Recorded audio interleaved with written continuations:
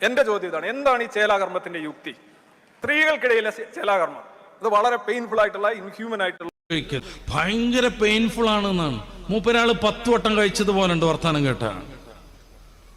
ഭയങ്കര വേദനയാണെന്ന് ഓട് പറയണ കേട്ടിട്ട് ചുണ്ടൊക്കെ കൊണ്ട് ചുളിച്ച് വേദനന്റെ ഉക്കൊണ്ടേ. വൈദ്യശാസ്ത്രം തീരെ വികസിക്കാത്ത കാലത്ത് നാട്ടിലുള്ള ഏതോ ഒരു സാധു മനുഷ്യൻ വന്നിട്ട് വളരെ സിമ്പിളായിട്ട് ചെയ്തു പോയിരുന്നൊരു കാര്യമാണിത്. ഇത് കഴിച്ച ഈ സഹസിലുള്ള ആർക്കും അതിന്റെ വേദന കൊണ്ട് വിഷമൊന്നുമില്ല. ചില കുട്ടികളുണ്ട് ഘട്ടം ഘട്ടമായിട്ട് 4-5 വട്ടമായിട്ട് കഴിച്ചാൽ മതി എന്ന് ആഗ്രഹിക്കണവര്. കാരണം അന്ന് കിട്ടിയ ചീരണിയും അന്ന് കിട്ടിയ വണ്ടി അന്ന് കിട്ടിയ നോട്ടും പൊട്ടണ നോട്ടും പേഴ്സും ഡ്രസ്സും ഒക്കെ പാടെ കണ്ടിട്ട് ഇത് ഒറ്റയടിക്ക് തീർന്നു പോകണ്ടായിരുന്നു. പല ഘട്ടങ്ങളായിട്ടാണെങ്കിൽ അന്നൊക്കെ അത് എൻജോയ് ചെയ്യായിരുന്നു എന്ന് വിചാരിക്കണവർ പോലും ഉണ്ടാവും. എന്നിട്ട് ആ മറ്റേ ആൾക്ക് ഭയങ്കര വിഷമം, ഭയങ്കര പെയിൻഫുൾ ആണ്. ഇയാൾ ആരാന്ന് നോക്കണം. പെണ്ണാവാൻ വേണ്ടി ആ സംഗതിയൊക്കെ ഉടലോടെ മാന്തി കളയുന്നതിനെ പ്രോത്സാഹിപ്പിക്കുന്നവരാണ്. അതാ പ്രശ്നം.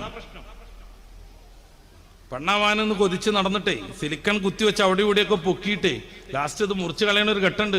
നിങ്ങൾ യൂട്യൂബ് ചെയ്ത് നോക്കുക, ഇംഗ്ലീഷിലും അറബിയിലൊക്കെ ഉണ്ട് അതിന്റെ വീഡിയോസ്. എത്ര മാരകം! 10-12 മേജർ സർജറി നടത്തണം. അത് കഴിഞ്ഞിട്ട് രൂപം ഉണ്ടാക്കാനും മറ്റും ഒന്നിലധികം പ്ലാസ്റ്റിക് സർജറി നടത്തണം. 1-1.5-2 വർഷം മുന്നേ ഹോർമോൺ ട്രീറ്റ്മെന്റ് നടത്തണം, കുത്തിവെക്കണം. ജീവിതകാലം മുഴുവനും ഈ ഹോർമോൺ ട്രീറ്റ്മെന്റ് തുടരണം. ഭയങ്കര സാമ്പത്തിക ബാധ്യത, വലിയ വേദന, വിവിധങ്ങളായ പ്രശ്നങ്ങൾ.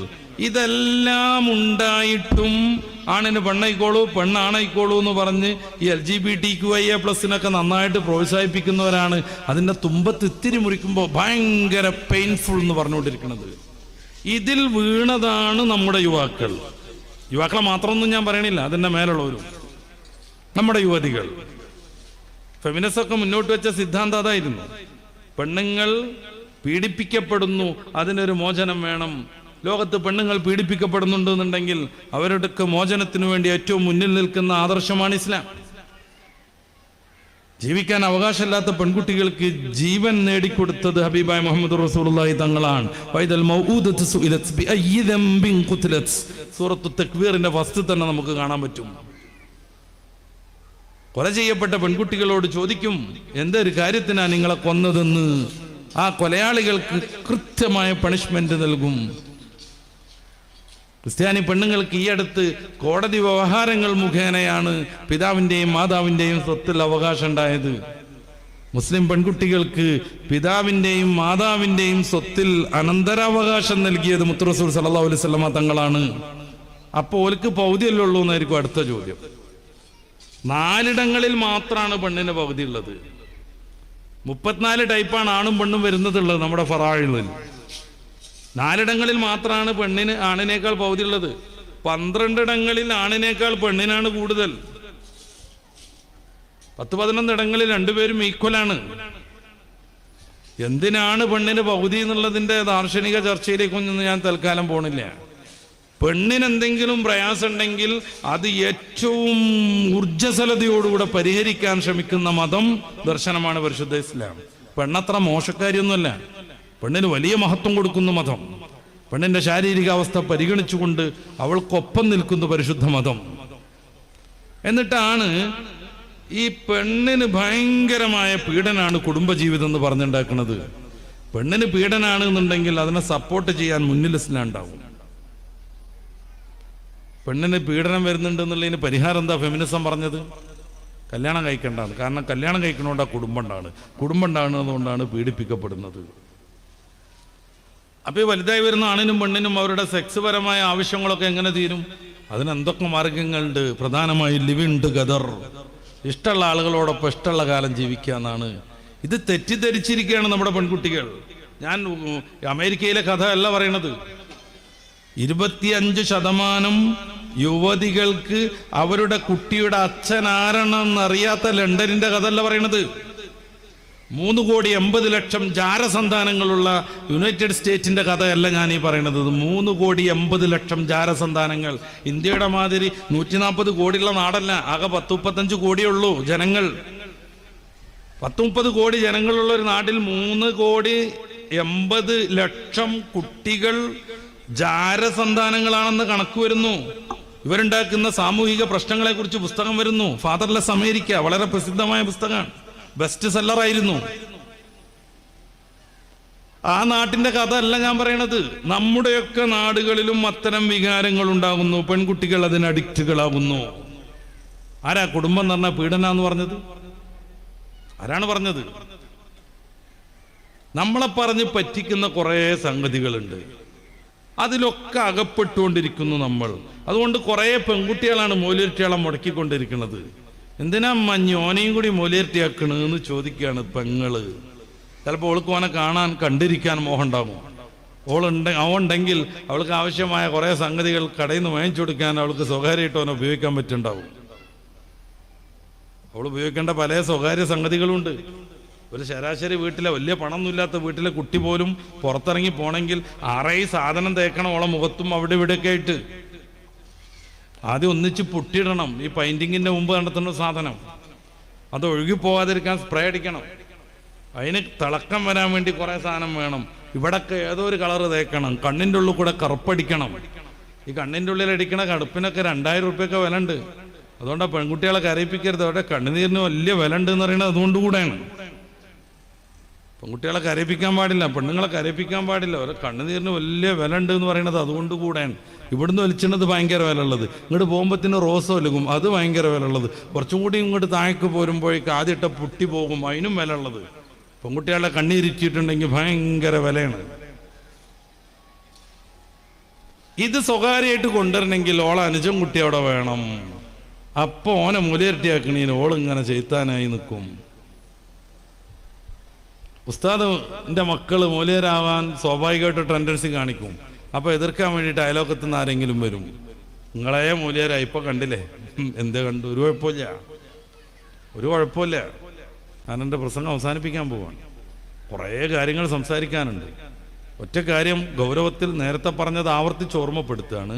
മദ്രസിലുള്ള നമ്മുടെ കുട്ടികൾ എന്താ പഠിക്കണേ, അത് ജീവിതത്തിൽ കൊണ്ടുവരാനുള്ള സംവിധാനം വീട്ടിലെങ്കിലും വേണം. 1 മണിക്കൂർ മൊബൈൽ ഫോണുമായുള്ള നമ്മുടെ മക്കളുടെ ബന്ധം പതിയെ മുറിച്ചു കൊണ്ടുവരണം. പതിയെ വലിയ സുഖമാണ് ഉമ്മാർക്ക്. എന്ത് ജോലിയും ചെയ്ത് പോരാ. അപ്പോഴേക്ക് കുട്ടിക്ക് എന്തെങ്കിലും ഒരു മൊബൈൽ ഫോണിൽ ഒരു ഗെയിം ഇട്ട് കൊടുത്താൽ മതി. 2 വയസ്സുള്ള കുട്ടിയും 3 വയസ്സുള്ള കുട്ടിയും 2 മണിക്കൂറോ 4 മണിക്കൂറോ വെള്ളം കുടിച്ചില്ലെങ്കിലും ഭക്ഷണം കഴിച്ചില്ലെങ്കിലും അയിമ ഇരുന്നോളും. പക്ഷേ കുട്ടിയുടെ ആരോഗ്യം നശിക്കുന്നു, കണ്ണ് നശിക്കുന്നു, തലച്ചോറ് നശിക്കുന്നു, തലച്ചോറിന്റെ വളർച്ച മുരടിക്കുന്നു. 13 വയസ്സ് വരെ നമ്മുടെ മനുഷ്യക്കുട്ടിയുടെ തലച്ചോറ് വികസിച്ചുകൊണ്ടേയിരിക്കും. ജനിക്കുന്ന സമയത്ത് മാതാവിൻ്റെയും പിതാവിൻ്റെയും തലച്ചോറിൻ്റെ 1% പോലും വികാസം മനുഷ്യക്കുട്ടിക്കില്ല. മറ്റുള്ളവർക്കൊക്കെ 80% വികാസമുണ്ട്. അതുകൊണ്ടാണ് ആടുംകുട്ടി പ്രസവിച്ച് മണിക്കൂർ കഴിയുമ്പോഴേക്കും മെല്ലെ എഴുന്നേറ്റ് ഉമ്മയാടിൻ്റെ പാല് കുടിക്കുന്നത്. പിറ്റേന്ന് കുഞ്ഞു പുല്ലുകളൊക്കെ തിന്നു തുടങ്ങുന്നത്. അന്ന് വൈകിട്ട് തന്നെ നമ്മുടെ മക്കളോടൊപ്പം ഓടിക്കളിക്കാൻ മുന്നിൽ നിൽക്കുന്നത്. മനുഷ്യക്കുട്ടി അങ്ങനല്ല. മനുഷ്യക്കുട്ടി അങ്ങനെയല്ല. ഒരു ജനിച്ച കുട്ടിയെ ഉമ്മ സംരക്ഷിക്കണില്ലെങ്കിൽ കുട്ടി മരിച്ചു പോവും. 2 വയസ്സ് വരെ പാൽ കൊടുത്തൊരു ഉമ്മ ഇനി നീ അതിനിന്റെ പാടായി എന്നും പറഞ്ഞ് അവഗണിച്ചാൽ ആ കുട്ടി മരിച്ചു പോവും. അതിന് ജീവിക്കാൻ കഴിയില്ല. വല്യമ്മ നോക്കൂലേ എന്ന് പറയരുത്. ആരെങ്കിലും ഒരാൾ നോക്കാതെ അതിന് ജീവിക്കാൻ കഴിയില്ല. എന്തുകൊണ്ടാണിത്? മനുഷ്യക്കുട്ടിയുടെ തലച്ചോറ് പൂർണ്ണമായി വികസിക്കുന്നത് ടീനേജിലേക്ക് എത്തുമ്പോഴാണ്, 13-ാം വയസ്സിലേക്ക് എത്തുമ്പോഴാണ്. എന്തിനാ അല്ലാഹു തആല മനുഷ്യനെ അങ്ങനെ ആക്കിയത്? കുടുംബജീവിതം നിലനിൽക്കണമെന്ന് കരുതിയിട്ട്. സൂറത്തുർ റൂമിന്റെ 20 മുതൽ 25 വരെയുള്ള 6 ആയത്തുകൾ തുടങ്ങുന്നത് ഒമിന്നായാത്തിഹി എന്നും പറഞ്ഞിട്ടാണ്. ഖുർആനിൽ 6 ആയത്ത് ഒരുപോലെ തുടങ്ങുന്നത് അവിടെ മാത്രമേ ഉള്ളൂ. അതിൽ 2ാമത്തെ ഒമിന്നായാത്തിഹി എന്താണെന്നറിയോ? നമുക്ക് നമ്മളിൽ നിന്ന് ഇണകളെ പടച്ചു തന്നത് റബ്ബിന്റെ വലിയ ദൃഷ്ടാന്തമാകുന്നു. എന്താ നമുക്ക് നമ്മളിൽ നിന്ന് ഇണകൾ? മറ്റു ജന്തുക്കൾക്കും അങ്ങനെയാണ്. പൂച്ചന്റെ ഇണ പൂച്ച തന്നെയാണ്, പട്ടിയുടെ ഇണ പട്ടി തന്നെയാണ്. പിന്നെന്താ നമുക്ക് മാത്രം പ്രത്യേകത? മാതാവും കുട്ടിയും തമ്മിൽ അഭേദ്യമായ ബന്ധമുണ്ട്. ഈ മാതാവ് ആവണം കുട്ടിയെ സംരക്ഷിച്ചു വളർത്തേണ്ടത്. മാതാവിന്റെ സാന്നിധ്യം കുട്ടിക്ക് എപ്പോഴും ആവശ്യമുണ്ട്. അതുകൊണ്ട് മാതാവ് വീട്ടിലിരിക്കണം, കുട്ടിയെ നോക്കണം, സംരക്ഷിക്കണം. നിങ്ങൾക്ക് പറ്റൂലെന്ന് ചിലപ്പോൾ ഒരു ഫെമിനിസ്റ്റിക്ക് ചോദിക്കുക. വേണമെങ്കിൽ നമ്മൾ അതിന് തയ്യാറാവുക ചെയ്യും. പക്ഷെ ആ കുട്ടിയുടെ പൂർണ്ണമായ സന്തോഷത്തിൽ ആ കുട്ടിയെ കൊണ്ടെടുക്കാൻ പിതാവിന് കഴിഞ്ഞെന്ന് വരൂല. പിതാവിന് പാലെടുക്കാൻ കഴിയില്ല, പിതാവിന് താരാട്ട് കെട്ടാൻ കഴിയില്ല. നമ്മളൊക്കെ എങ്ങാനും ഉറക്കത്തിലൊക്കെ പെട്ടെന്ന് എണീറ്റ് ഒരു കുട്ടീനെ എടുത്തിട്ട് തോളത്തൊക്കെ ഇട്ട് ചെസ്റ്റിലൊക്കെ ഇട്ടൊന്നിങ്ങനെ ഒരുതിയിട്ടുണ്ടെങ്കിൽ മെല്ലെ കരഞ്ഞിന്ന് കുട്ടി പിന്നെ ആർത്ത് കരയാൻ തുടങ്ങും. അവരുടെ ഭാഷ പോലും നമുക്കറിയില്ല. കുട്ടികളോട് പറയേണ്ട ഒരു പ്രത്യേക ഭാഷ ഉണ്ട്. നിന്റെ പേരെന്തെന്ന് ചോദിച്ചോ മുഖത്ത് നോക്കും, തുറപ്പിച്ച് നോക്കും, പിന്നെ കരയും ചെയ്യും. ഈ ഉമ്മാര് പേര് ചോദിക്കുന്ന ഒരു പ്രത്യേക ലാംഗ്വേജ് ഉണ്ട്. അതിന് എഴുത്തുണ്ടെന്നൊന്നും എനിക്കറിയില്ല, അത് അവർക്കേ സാധ്യമുള്ളൂ. അതുകൊണ്ട് മാതാവ് കുഞ്ഞിന്റെ സംരക്ഷണവുമായി വീട്ടിലിരിക്കണം. മാതാവ് വീട്ടിലിരിക്കുമ്പോൾ അവരുടെ കാര്യം നോക്കാൻ ഭർത്താവാകുന്ന തുണ വേണം. ഭർത്താവ് എന്ന് മലയാളവും സംസ്കൃതവും ഒക്കെയാണ്.